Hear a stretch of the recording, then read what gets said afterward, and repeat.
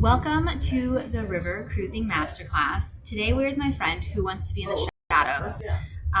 But we are on this trip and I thought it'd be great to do an episode of River Cruising Might Not Be For You If. So my friend and I are on this trip. We've had a great time. We're not going to dissuade that fact. But she has realized that river cruising is not the vacation for her. And so every vacation is not for every person. And we all should know that we have very limited holiday time and we want to use it to the best way possible. So with this, I thought we would have a fun discussion about what she does or doesn't like. And I'll provide maybe some suggestions on if you like this and you still want to do it, here's how to do it. But it's really just going to be a fun conversation about how this trip might not be best for everyone. So I'd like to introduce my friend Kyla, who's in the shadows. So you can't see her if you are watching video, which is very few people. Most of the time, podcasts are audio. But for my views. Hello. Okay. You've seen my pictures on this trip if you follow her. Yeah. So but we're fresh out of the shower and I just, hey, not my best self yet. You're your best self all the time. Yeah. See, do you see how I did that? Yeah. Okay, so let's first just discuss what was your expectation before coming on? I wouldn't say I had expectations so much as I had ideas. Overall the trip sounds so exciting, right? It's the holidays, there's Christmas markets, you're getting to go to several countries. Yeah. So you're excited, right? There's a lot of possibilities, right? And just a lot of potential life experiences that, ordinarily I might not have the opportunity to participate. So I think we went to 10 markets in 7 days. Yeah. So it's your excitement is high. And so I wouldn't say I had expectations, just excited about the possibilities. Okay. So I'd say I went into it open-minded because the only experience I have is one time I took an Alaska cruise on Celebrity. So that's my only cruise experience. It's not what I recommend. Obviously before I knew Sydney, okay? I just like smaller ships now. Yeah. Well, and Celebrity was smaller than a lot of the bigger ones, right? So you don't know what you don't know. And so this isn't what this podcast is about. But I was fine with that one. You had the concierge class, so how can you say no with that? Yes, an aft balcony. Yeah, I ruined for life. I can't do it again. Can't afford to do it again. But yes, it was a special experience. Nice. Okay, so on the trip, what has been the biggest thing that I'm gonna use my Toastmasters sandwich method, which is where you go dislike, like, dislike, like. So we'll end with our top like. Okay. Because we still have to end with a positive. Okay. So what was one of the things that you have realized that you don't like about? So similar to Alaska, when you're cruising, when you are on land versus the water is completely out of your control. So there's an itinerary. So, perhaps you're arriving in a town or a city in the evening versus the daytime. So it's maybe you wanted to see something in the day, but you're not going to have the opportunity because it's night.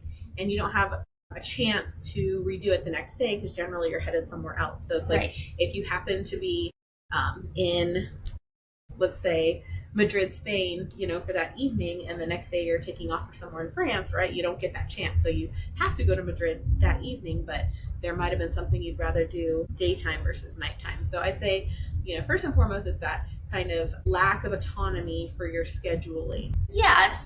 You can argue, though, that unless you are someone who likes to fly by the seat of their pants, there has to be some sort of schedule on a vacation anyways. Yes. But I know that your plan for your family is to literally just spend a month somewhere so that you can be autonomous AF and literally be tomorrow I'm going to go to Lucerne because you wanted to spend a month. Yeah. So I think that's where just that personality difference is. Definitely. And of course, there's a trade-off in planning, right? If you are wanting to explore certain destinations or have experiences, it takes time, effort, whether it's yourself or a travel advisor, to do that, where the cruises have their pre-planned itineraries, which I think for a lot of people is nice because that, unknown is taken out, it's not a factor for them. Yeah. So I'd say that's probably my first and foremost thing I noticed right off the bat was, okay, well, when can I do this? Or really, you tell me when I get a chance to do this. No, and I get that. So then what has been something that you've liked about this? The ship is beautiful, of course. They go all out for Christmas. You can see it right here, but this is just minuscule compared to everything they've done for decorations decorations. Yeah. The decorations are beautiful. The ship is beautiful. The staff are very kind, accommodating. So that has been a very nice element to the travel. Right? Having those extra set of hands, they carried our luggage on board for us. Things like that have been really nice. Yeah. No, I wasn't sure if I'm supposed to give more than one positive for each layer sandwich. So honestly, this is just kind of a conversation. I'm having her avoid the camera because she hates it so much. That's so funny. You know, we all have our things. I've just learned to love myself the way I am. There you go. Just out of the shower, no makeup and all. But if you want to see me super cute, check out my Facebook or my Instagram for the Travel Advisor Sydney, because I am looking so cute and festive this week. And so is Kyla, because she's in my photos. Yes, We one day were Mrs. Claus and the elf. She said it was on accident. I did it on purpose. Yeah, I had a green dress on. She had a red pantsuit on. So, you know, we were quite the pair. The festive pair. Okay, so what was something else that you haven't liked? Okay, food. And it's not that the food is bad. The food on board, you know, there's a lot of selection. There's a lot of, you know, okay, they can customize things to you. You can order off the menu, or you can have things that are available kind of like the buffet. But one of the things I really enjoy with land travel is kind of getting that genuine experience, that authentic experience, eating local food. Yeah. And so definitely on the ship, they cater more towards, you know, the American diet. You know, like you can order a cheeseburger, French fries, you know, in the morning there's the crispy bacon. Whereas like if you're staying in a little hotel somewhere, like I was in Switzerland, and you know, the spread for breakfast was like, okay, well, here's an assortment of cheeses, some pickles, some salami, some prosciutto, local jams and jellies, you know, freshly baked croissants, you know, just different things than you would find on the ship. And so food, you know, dinners, I'd love to, you know, try the local food. They do have some local things you can try, because for lunch today we had the Netherlands Dutch ballens, and then a couple days ago we had the like pasta thing from Germany. But it is, of course, you know, a mass-produced way, or like not a mass-produced, but like on prepared for a larger group. This is where we had this discussion yesterday, because we went to this wonderful little restaurant and it's that like vicious cycle, because you've paid for all your food on the cruise. And if we had the time, because we spent all day in Cologne yesterday, so we went out and had lunch. We did a couple of the Christmas markets and had meals there. But there's a part of you that's like, I've already paid for food on the ship. And that like dichotomy of like exploring and trying the foods locally versus doing that sort of thing. But it can be done. And if that's something that is your main priority, like, and that's what we did. We did a couple of stops on this trip where we purposefully like had lunch or another meal off the ship to do more of the local food experience. Tell them what you ate yesterday. I had this wonderful goulash, and then she had the schnitzel. And these two couples that were behind us were from Amsterdam, and they had been to this restaurant 5 times because it's so great. And last time they were there, it was almost like 90% local. So we felt like we found a secret. It's called the Peter's Beer Hall, and it was just right off of the Cologne area, but it was so good. And so those are things that you can do, but you also have to get out of your head that you're losing money by doing it if you do a river cruise, I think is another thing. Yeah. Because we also did that in Rudesheim, because we did the Rudesheim coffee experience off the ship, because the ship had it as well, but doing it by ourselves, so we got more of like the intimate experience and things like that. And when we wanted to. Going back to the earlier point about when can you participate in some of these activities, it just so happened that the ship was offering that experience at like 8:45 at night the night before. We're bitches. We were like, we want to just relax, right? You've been going all day, so we wanted to relax. So instead of doing it at 8:45 at night, we waited till the next morning, and that's when we had the coffee. So yeah. And so that's the other thing, is like, because you don't have to do all the excursions the cruise offers, because that day they were offering this like music museum, and neither one of us were interested in it. So that's why we just went and explored the beautiful, cute little town of Rudesheim and things of that nature. But you also, like the first day, I took the day off. And because some of us have FOMO, I do, I'll admit to it. So we always want to do all the activities that the cruise ship offers, because she went to Basel, went to Lucerne, and it was just a very long day. And, you know, truth be told, I wanted to veg out too. Like, it sounded really good. I had to pep talk myself into going. But that was literally the only day I was going to have on the cruise in Switzerland. So if I had missed Basel and Lucerne, I wasn't going to have a chance to see any of those places. So even though it was a shorter period of time and I was tired and I didn't feel like it, I rallied. But I will argue with you on that point that even if you were like when you were doing your pre, you're like, I have to be at Sierra here and I have to be here at that time. So it's like the fact that you were only in like Switzerland for that one day on the cruise, that would be the fact even if you were on land for one day and you're like, I have to get all this stuff in. So I guess it's still the point of like, if I wanted to take a day off, I was going to lose that time, right? No matter what on a vacation you will, yeah. So, I did pre-travel outside of the cruise for a few days, and I did Switzerland, a few different places in Switzerland. So that's why I was like, well, I did not do Basel or Lucerne pre because I knew I had it on the cruise. So if I didn't do it on the cruise, then I just wasn't going to see those spots. And I thought it was kind of funny if I'm getting on board the ship in Basel to not actually see Basel, right? So I thought, okay, I have to go see Basel because I'm getting on the boat. And then I had heard Lucerne was stunning, but I also wanted to see Basel, so I couldn't do the full day Lucerne because I wanted to see Basel, so I ended up doing half and half. So it was a long day, but I'm glad I went because, again, it felt important to me to see those places. And the irony is I've been to Basel twice and have yet to explore. Yeah. So it's like you've been to Basel. I'm always like, I don't think we're old enough to say that we're never going to go back. Yeah. I know you have a different mentality on that. She's like, I'm going to see all of Switzerland because I'm not going to get another opportunity. And I'm like, when do you think you're dying? So my husband and I have this approach when we travel, and it's like, you don't know that you're ever going to come back to this location. So do the things you want to do when you go because you might not come back, right? There's so many other places in the world.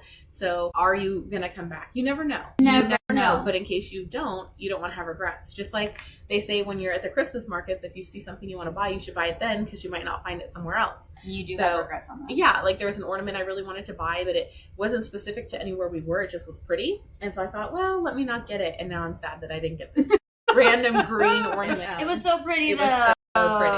So I should have bought it. Yeah. And now I kind of feel like I'm scrambling, like, oh my God, I have to pick from whatever's available because we're running out of options. Okay, so what was the next thing that you liked? I think it's been nice that you have an opportunity to visit with other travelers and kind of build some friendships or relationships because you see the same people every day.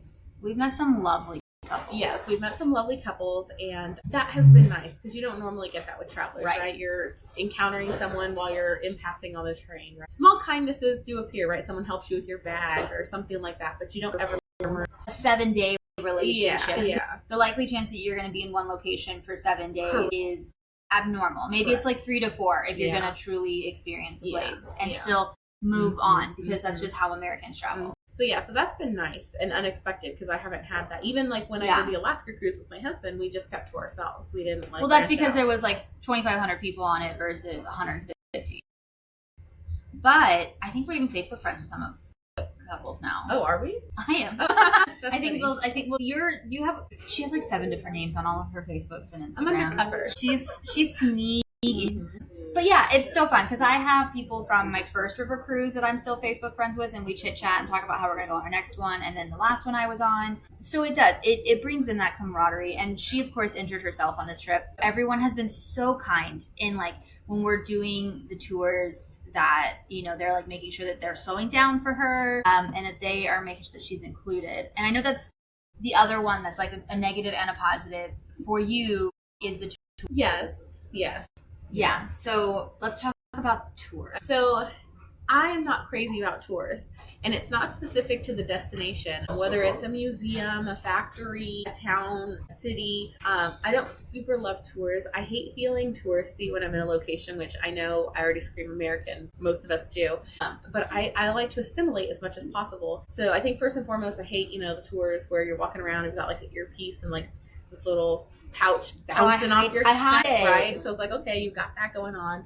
And then we talked about this yesterday, Sydney and I, is that the information they share a lot of times is subjective, right? Oh, look at these people like polar plunge in it. That's insane. Like it is 50 degrees outside and they're swimming, so that's crazy.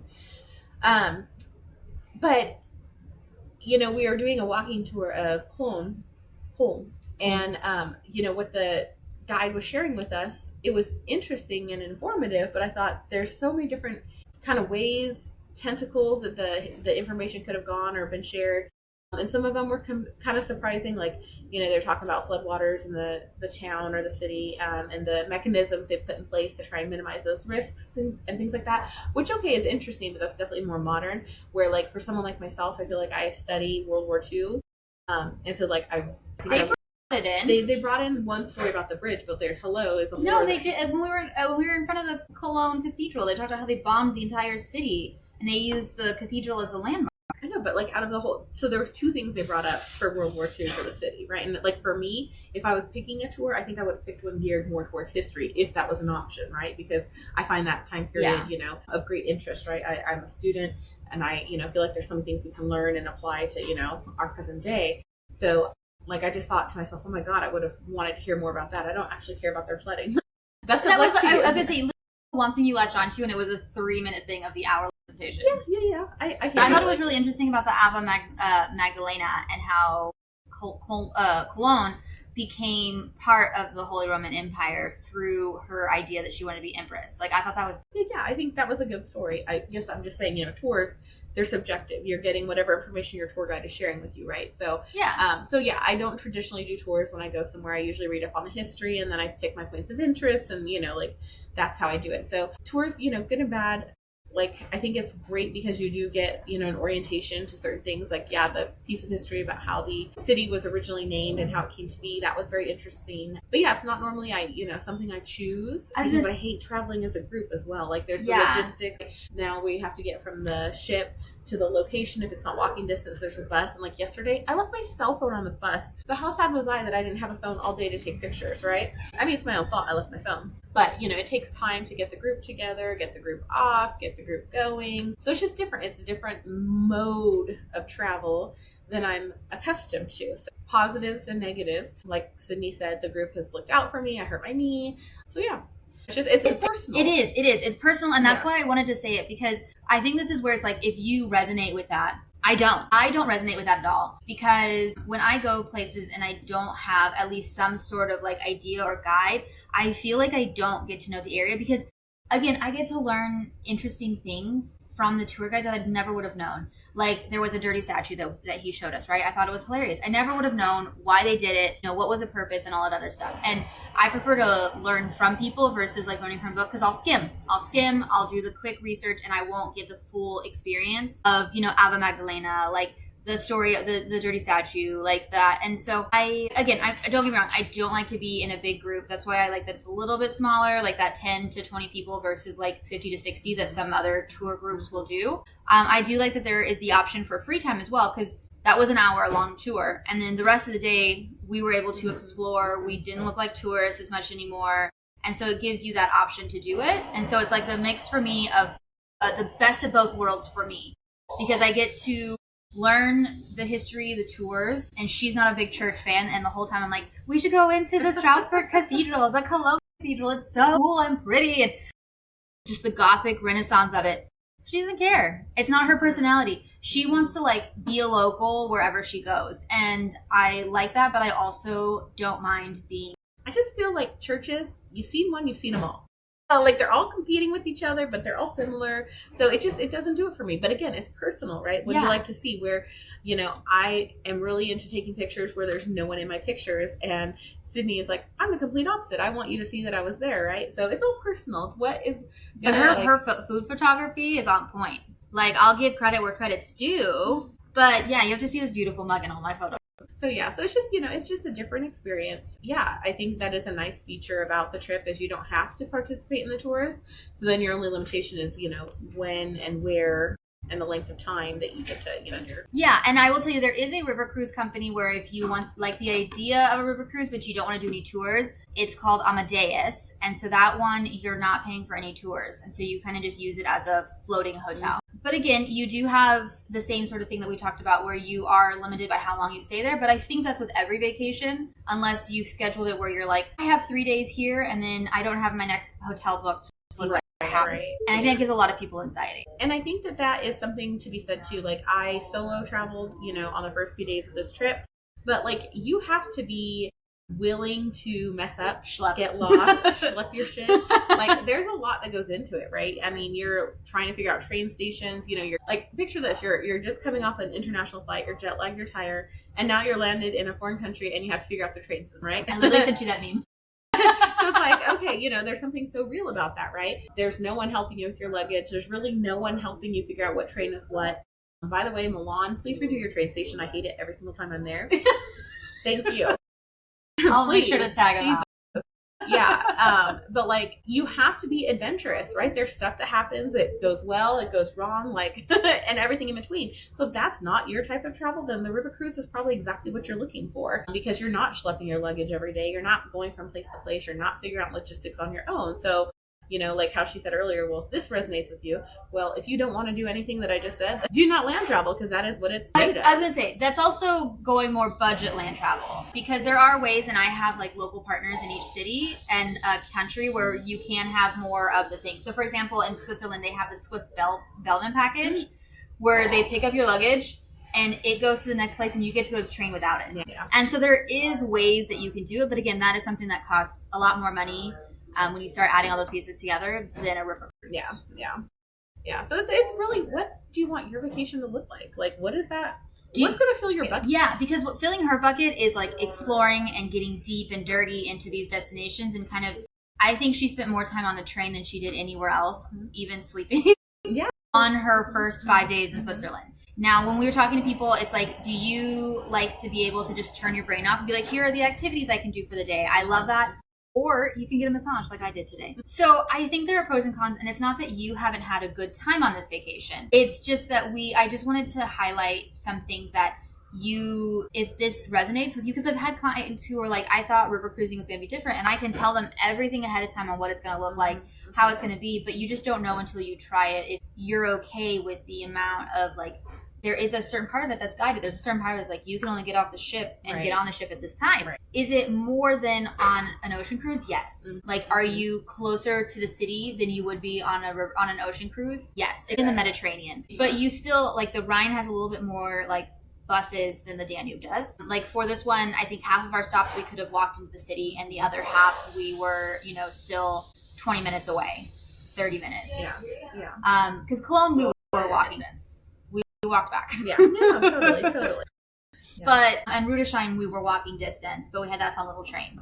And so those are just things to think about and then, you know, put into perspective when you are thinking about your next river cruise. We are currently getting off of ours tomorrow. We are actually arriving into Amsterdam as we speak. We've been exploring the Rhine for the Christmas markets. Okay, so before we get done, what's been your favorite thing that you bought so far on the trip? That I bought? Well, I feel like I have been judicious with my money and my space. So I feel like I did a good job of intentionally picking things that I thought would either bring joy to someone or add value to my own life. So like, one thing I'm really excited about is that in Germany, what was the little cute medieval town? Rudolstein.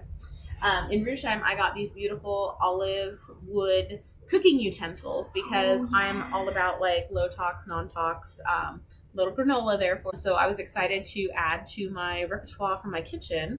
So that's something I got for myself personally. I have 2 little boys at home, my little babies, and my older son, who's 3.5, is really into bad guy, good guy play right now. So we found these beautifully handcrafted wooden swords that a gentleman from Poland made. And so picked those up for my son. Super excited about that. So yeah, and then yesterday in Cologne, there was a merchant who was selling like candy, and it's fun lollipops and things like that. So I got we saw them making it. Yeah. And so I got my sons a couple lollipops there. My aunt specifically wanted an ornament, so I got her beautiful glass ornament decorated for one of the little towns in Germany. I got some chocolates when we were in Switzerland and Bern from this very fancy chocolatier. Yeah, I've already have those in my bag. In fact, when I was packing today, I found them. I kind of forgotten about them. Also in Switzerland at the Onion Festival in Bern, I got like an onion jam. And then I got these 2, I bought 2 of them. They're a traditional Swedish cake. It's kind of like a nut bread. I got 2 of those. Yeah, I've been a little light on the shopping. I definitely have a few things left that I'm hoping to find. I need to get like a Secret Santa gift for my mom. Sorry, I have you, Mom. I think you should get something with the Royal Delft on it. Like the blue and white. Something. Yeah. So yeah, so hoping to find something great in Amsterdam. So I really like everything I've bought so far for different reasons. But if I had to pick a favorite, which was your question, I think I'm excited to give my sons the swords. It's gonna be so cute. So yeah, hopefully they're not sharp, so hopefully they're not going to poke their eye out. But we did test. Yeah, if they're going to poke their eye out with something, they're going to poke their eye out with something. It's not going to be the swords, right? Like it could be anything. Their fingers. Yeah, it could be anything. So yeah, I've just literally collected mugs from every single spot we've been, and I have no idea well. To pack them all. Yeah, and I try not to do mugs because I hate having to clean out that dang cabinet. So I did get one. I got one from a Christmas market on purpose. Strasbourg. It was very cute. Was it? It was Heidelberg. Yeah, Heidelberg. So that one's my favorite. And then I ended up with one yesterday by default. Yeah, we forgot to return. Yeah, I didn't return it to the. Well, that was a nice thing though. Alma Waterways gave us a mug, so we got in Cologne, and then on the Danube, it's Vienna. You get a ticket for a free blue vine with a mug. So basically Alma Waterways gave us one for free. Nice. Yeah. So brought that mug home. But yeah, so still looking for some more souvenirs, but I have got start giving those out as presents though. Yeah. The mugs. Yeah. If you're getting one from me, just go la la la la. It wasn't recycled, okay, it's upcycled. Repurposed. So yeah. Ooh, I like it. Yeah. There you go. Yeah, that's the whole thing. Yeah. Let's see. Now I'm gonna turn the tables and I'm gonna give one to Sydney. Tell me about the weather. If someone's taking a cruise at this time of year, because that's something, when we've made friends with people on the ship, we've heard weather as a source of frustration. But I mean, there is something to be said for you're taking a river cruise in November.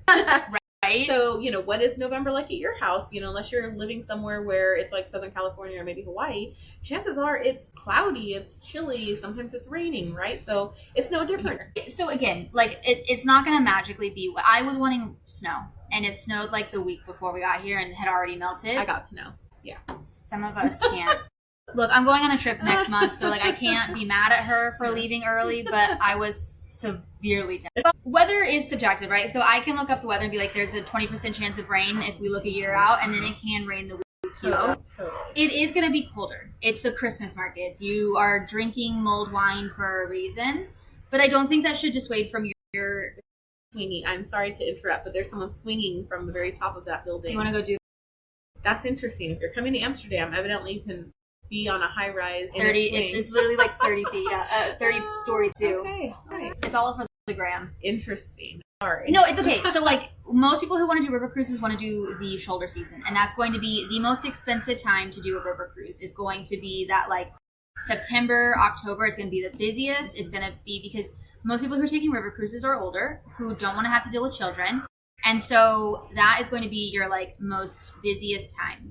Now, the end of November is going to be the best time to go on a Christmas markets cruise or the week of Christmas, because that's going to be where your Christmas markets are still going to be open, because we've hit the opening of almost every market we've been on so far. It's going to be open, but it's not going to have as many crowds as the first 2 weeks of December. And so that plays into the price. It plays into the experience, but you're also more likely to get rain in November than you are to get snow like you are in the middle to late December into January. Because with Mother Nature the way it is, it can really be anything. Now, on this trip, we've had 2 days of rain, two and a half. Mm-hmm. Like in Rudesheim, it didn't rain. Then as soon as we started the Rhine Gorge, it poured. Right. And it wasn't supposed to rain that day. Yeah. So, I mean, you have to like set expectations, which if you have a travel advisor, that's something that I help with and kind of set expectations.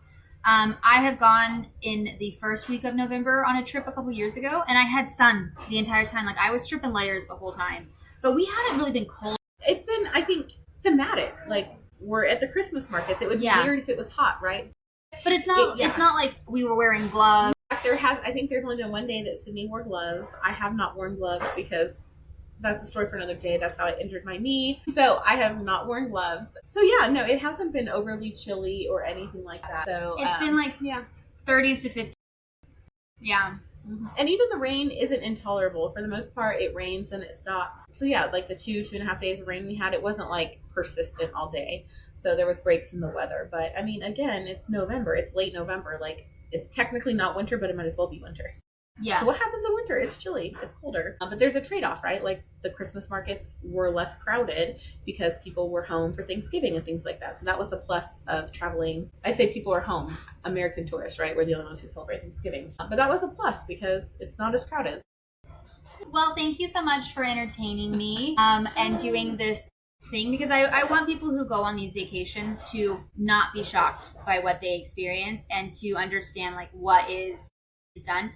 And I'm someone who loves it. I am a cruiser through and through. So I like want people who might not have that general knowledge to kind of see it from an opposite viewpoint. Yeah. Because I mean, we'll be honest, she hates the fact that there's someone who does notifications every morning. Oh my God. Who's like, hey, in 15 minutes. On the PA system, like it doesn't go into the room. It just is in the common areas where it's like, hey, you know, your tour leaves in 15 minutes. I hope you're ready. And it drives her insane. It does. So like that's just a different type of travel. Like I went on a river cruise and they didn't have that.